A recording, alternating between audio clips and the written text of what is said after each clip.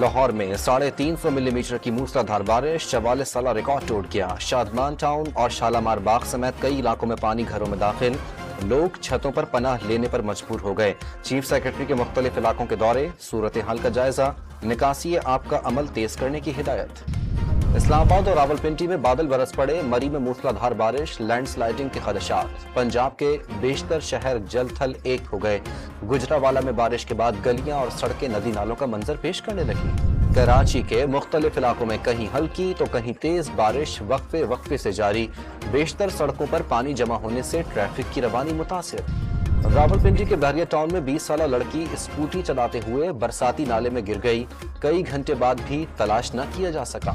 Tehran کے فلسطین square پر Hamas کے شہید سربراہ اسماعیل ہنیہ کی نماز جنازہ ادا، ایران کے سپریم لیڈر آیت اللہ خامنئی نے امامت کرائی، خواتین سمیت ہزاروں افراد شریک ہوئے۔ اسماعیل ہنیہ کی شہادت کا بدلہ لینے کے لیے ایران کے سپریم لیڈر آیت اللہ خامنئی نے اسرائیل پر براہ راست حملے کا حکم دے دیا، امریکی اخبار کا دعویٰ۔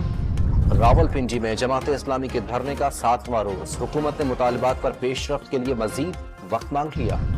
ایم کیو ایم کے وفد کی وزیر اعظم شہباز شریف سے ملاقات، بجلی کے بلوں اور آئی پی پیز کے غیر پیداواری چارجز کی ادائیگی سے متعلق بات چیت۔ مایوسی پھیلانے والے سن لیں، پاکستان کبھی دیوالیہ نہیں ہوگا، وزیر خارجہ اسحاق ڈار کا دو ٹوک موقف۔